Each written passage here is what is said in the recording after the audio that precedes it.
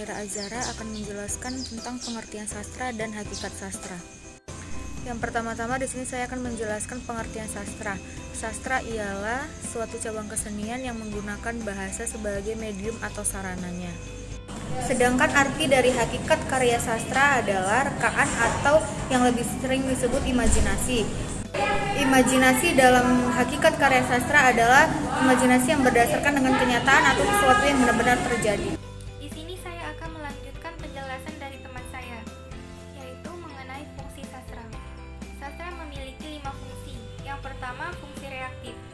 Fungsi reaktif adalah fungsi hiburan yang diberikan oleh sastra melalui cerita, puisi, maupun dialog drama. Banyak pembaca yang merasa senang membaca sastra karena terhibur dengan dunia baru yang dibangun oleh sastrawan dalam karyanya. Yang kedua, ada fungsi didaktif. Fungsi didaktif adalah fungsi yang akan membuat pembaca mendapatkan ilmu-ilmu baru dalam karyanya. Karena sejatinya sastra adalah membahas tentang berbagai aspek kehidupan yang bisa membuat pembacanya merasakan hal-hal yang sulit dirasakan secara nyata. Misalnya kita menjadi tahu sejarah Indonesia berkat membaca karya-karya sastra. Yang ketiga ada fungsi estetis. Fungsi estetis adalah fungsi sastra yang dapat memberikan keindahan kepada pembacanya.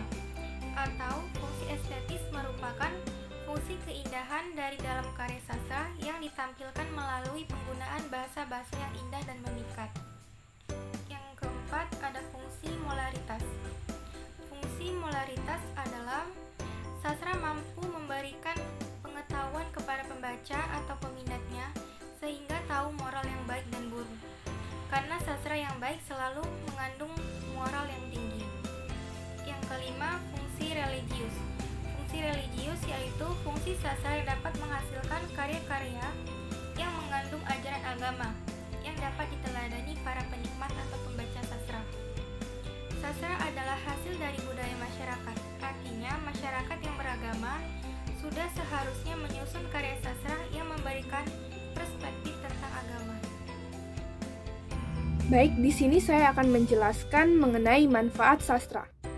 Manfaat sastra yaitu 1. Sastra dapat membawa pembaca terhibur melalui berbagai kisahan yang disajikan pengarang mengenai kehidupan yang ditampilkannya. Kedua, sastra dapat memperkaya jiwa atau emosi pembaca melalui pengalaman hidup para tokoh dalam ceritanya.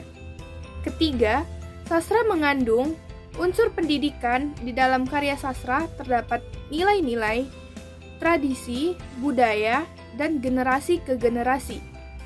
4. Sastra dapat menjadikan manusia lebih berbudaya. Sastra dapat memperkaya pengetahuan intelektual pembaca dari gagasan, pemikiran, cita-cita, serta kehidupan masyarakat yang digambarkan dalam karya. Baiklah, materi selanjutnya akan saya jelaskan yaitu mengenai sifat-sifat sastra. Yang pertama itu ada sastra yang bersifat dunia dalam kata. Dunia yang diciptakan, dikonstruksikan, diabstraksikan, dan dijelaskan melalui kata-kata, dan melalui bahasa harus ada referensi ke dunia nyata. Setidaknya apa yang disampaikan dalam sastra itu memiliki kesamaan dengan hal-hal yang di dunia nyata. Kemudian yang kedua, sastra yang bersifat otonom. Maksudnya itu, karya sastra memiliki hak untuk tidak dikait-kaitkan dengan dunia lain di luar karya sastra itu sendiri. Yang ketiga, sastra tanda bahasa yang terus disemantikan. Artinya, bahasa sastra memiliki makna yang berlapis. Ada juga yang keempat, sastra adalah satu keseluruhan yang padu. Maksudnya itu, suatu karya sastra lengkap di dalam dengan dirinya sendiri.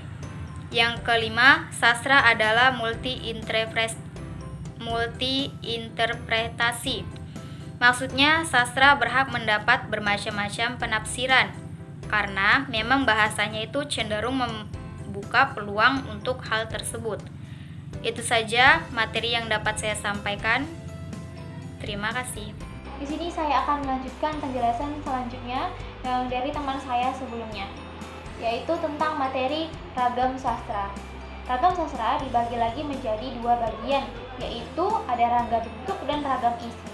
Nah, di dalam ragam bentuk dibagi lagi menjadi 4 bagian, yaitu yang pertama ada prosa.